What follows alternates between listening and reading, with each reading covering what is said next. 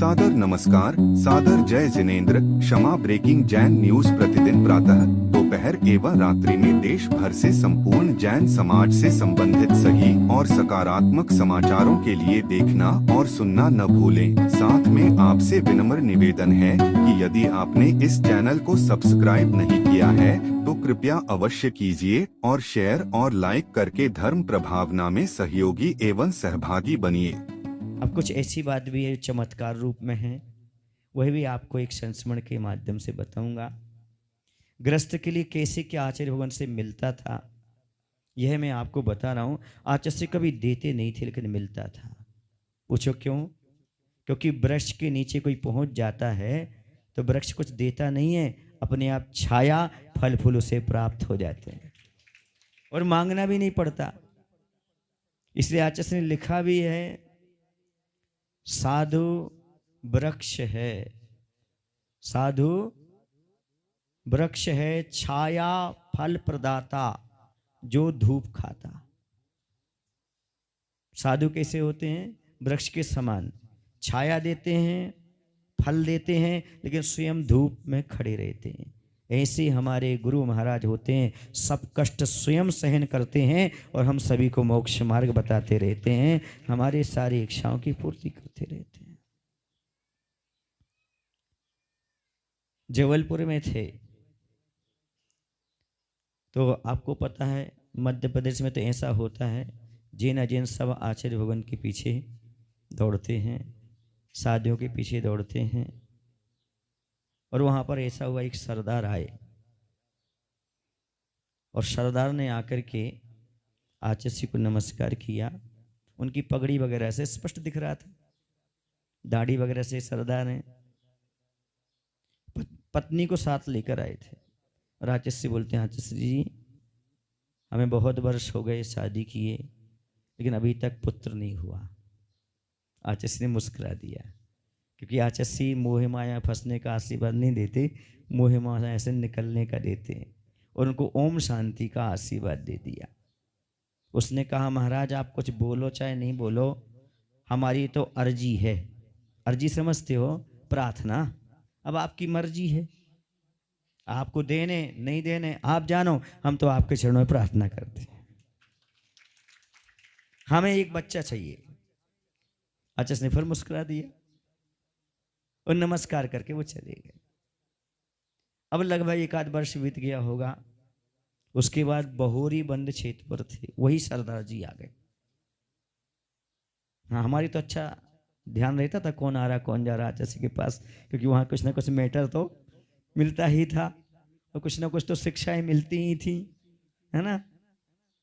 तो क्या हुआ, एक बच्चा लेकर के आया। मैं समझ गया इसके यहाँ बच्चा हो गया है ना। और ला करके आचार्य के सामने रख दिया उसने उस बच्चे को। ऐसो कायदा हो, बुंदेलखंड में बोलती ऐसा क्यों दिया, ऐसो कायदा हो, मतलब ये बोलता है नहीं, हंसता है नहीं, दूध पीता नहीं है, आप तो रख लो। आचार्य फिर हंसने लगे। अरे भाई आशीर्वाद तो मैं दिया था, बच्चे का आशीर्वाद तो दिया नहीं था, और तुम्हारे पास बच्चा हो गया तो मैं क्या कर सकता। अच्छे से बोले कुछ नहीं, मैं अपनी भाषा बोल रहा हूँ। अच्छे से ओम बस ऐसे बैठे रहे। अब बस मैंने तो आपके चरणों में रख दिया, या तो इसको ले लो या फिर अच्छा कर दो, या तो आप ले लो या इसको अच्छा कर दो, बड़ी आफत। हम लोगों ने कहा भाई आचार्य ने आशीर्वाद दे दिया, आप उठा लीजिएगा, ठीक हो जाएगा ना। हम लोगों ने कुछ नहीं बोला, नमस्कार करके श्रद्धा के साथ आज भी मैं यही कह के जा रहा हूँ जैसे पहले कहा था, मेरी अर्जी है आपकी मर्जी है, अब जैसा करना सो आप कर देना इसको। चला गया। फिर 1 महीना भी नहीं हुआ होगा, फिर आ गया और आकर के आचार्य के चरणों में रखता है। बोली हंसने लगा, दूध पीने लगा, बहुत खुश रहता है आपकी कृपा से। आई ना समझे? आचार्य से क्या नहीं मिला आदमी को?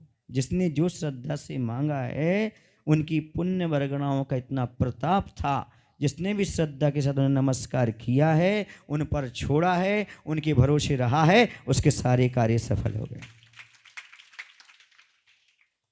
समझ आ रहा? ये है आचार्य भगवान के प्रति अजैन की भी श्रद्धा बनती गई। क्यों? क्योंकि आचार्य के दर्शन से, उनकी पूजन से हर व्यक्ति के काम अपने आप सफल होते गए। आचार्य ने कुछ नहीं किया, वो तो मात्र निमित्त रहे और आचार्य कभी कुछ करते भी नहीं थे, लेकिन उनकी भक्ति करने से इतनी पुण्य की वृद्धि होती थी। उनके आभा मंडल में जो सामने आ जाता था, उसके सामने अपने आप परिणामों में परिवर्तन हो जाता था। इतना पुण्य का प्रगाढ़ उदय आ जाता था, वह करोड़ों रुपये दान करने के लिए सामने तैयार हो जाता था, सब कुछ समर्पित करने के लिए। ये उनकी पुण्य वर्गणाएं थीं। मैं तो मानता हूं कि बहुत बड़ा सौभाग्यशाली हूं, क्योंकि मैं उनका शिष्य बनने का मुझे सौभाग्य प्राप्त हुआ। एक सज्जन उस समय में जो एमपी में था, तो मेरे पास आया और अपनी प्रशंसा कर रहा था, आचार्य हमारे गांव में है, आचार्य हमारे गांव में है।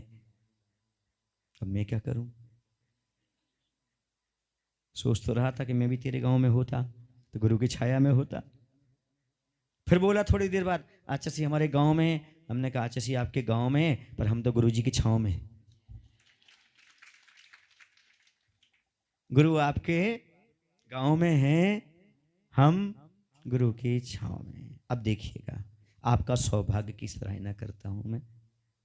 वो सौभाग्य की सराहना ये करता हूं कि जो विश्व को इतने बड़े आचार्य मिले, वो सदलगा में जन्मे, ये आपका सौभाग्य। और आचार्य भगवंत के जाने के बाद जो नए आचार्य हुए, आचार्य समय सागर जी, वो भी सदलगा के ही हैं। दो आचार्य जन्म कहाँ लिए? सदलगा में। जिस भूमि पर आप बैठे, अपने सौभाग्य की सराहना कीजिए। ज्येष्ठ श्रेष्ठ दो जो निर्यापक श्रमण हैं, पूज्य योग सागर जी, पूज्य नियम सागर जी, वो भी सदलगा के ही हैं। आप भी कम सौभाग्यशाली नहीं है, समझ आ रहा है ना? मुझे लग रहा था ये सदलगा क्यों नहीं छूट रहा है। एक बार आया, कुंभोज तक पहुंच गया, आदेश आ गया, लौट के आना पड़ा। दूसरी बार तेरडाल साइड निकल गया, फिर लौट के आना पड़ा। जयसिंहपुर हो गया, फिर लौट के आना पड़ा। पूछो क्यों? जहां से चार चार इतने महान आत्माएं निकली हों, वहां 3-4 बार आ जाएं तो कोई बड़ी बात तो नहीं लगती ना। ऐसा ये पवित्र आप लोगों का सदलगा नगर है।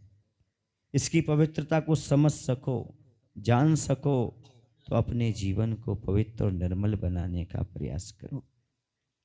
जो जो आचार्य भगवंत पर श्रद्धा रखते हैं, वो सदलगा की माटी को अपने माथे पर लगाने की भावना रखते हैं।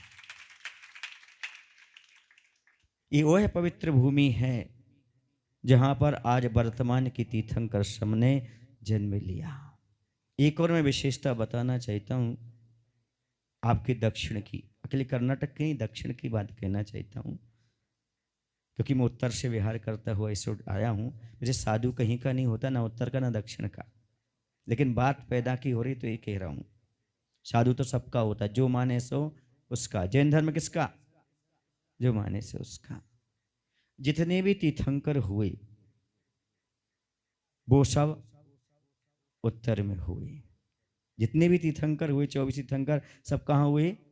कुछ अयोध्या में हुए, कुछ और जगह हुए, तो उत्तर में हुए। ये बड़ी सौभाग्य की बात है। उन उत्तर वालों को भी अपने आप को सौभाग्यशाली मानना चाहिए। लेकिन वर्तमान में जितने भी महान आचार्य हुए, कुंद कुंद आदि से लेकर के, पूज्यपाद आदि से लेकर के, शांति सागर से लेकर विद्यासागर, समय सागर से लेकर के, वो सब दक्षिण के हुए। समझ आ रहा है? ये भी आपका बहुत बड़ा दक्षिण का सौभाग्य है। इसलिए मैं कहना चाहता हूं, इस सौभाग्य में अपने आप को जोड़ने का प्रयास करिएगा। ये तो पूर्व पुण्य का फल है जो आपके लिए ऐसे महान आचार्यों की जन्मभूमि में आपको जन्म लेने का, रहने का सौभाग्य मिल रहा है। लेकिन वर्तमान का पुण्य जगाने का प्रयास करो। ऐसा कुछ पुण्य जगाओ ताकि जैसे हम अभी सबका नाम ले रहे हैं उनमें कहीं ना कहीं पिछीधारियों में आपका भी नाम आ सके। आप भी इसी प्रकार से कुछ अपने जीवन में कार्य कर सकें। आचार्य भगवंत के चरणों में बार बार नमोस्तु करता हुआ यही भावना करता हूँ कि हे भगवान, आपने तो सारे देश को गौरवान्वित करके और अपने जीवन को भी धन्य बनाया। आपका जन्म, आपका जीवन, आपका मरण सब कुछ धन्य हो गया और आपके स्मरण करने से हम लोग भी धन्य हो गए। हम लोग भी अपने जीवन का उपसंहार इसी प्रकार से आत्म कल्याणपूर्वक कर सकें। इन्हीं भावनाओं के साथ बोले आचार्य गुरुदेव भगवान श्री विद्यासागर जी महाराज जी की जय। आचार्य समय सागर जी महाराज जी की जय हो। परम पूज्य 108 कुंतु सागर जी महाराज की, समस्त आचार्य संघ की जयकारा गुरुदेव का जयकार। Kshama breaking Jain news YouTube channel पर विज्ञापन देकर धर्म प्रभावना में बने सहभागी। विज्ञापन देने हेतु संपर्क कीजिए मोबाइल नंबर 9026900740 एवं समाचार एवं वीडियो भेजने हेतु WhatsApp number 9335236222। Kshama breaking Jain news YouTube channel देखने के लिए आपको बहुत बहुत धन्यवाद। सादर प्रणाम, सादर जय जिनेंद्र।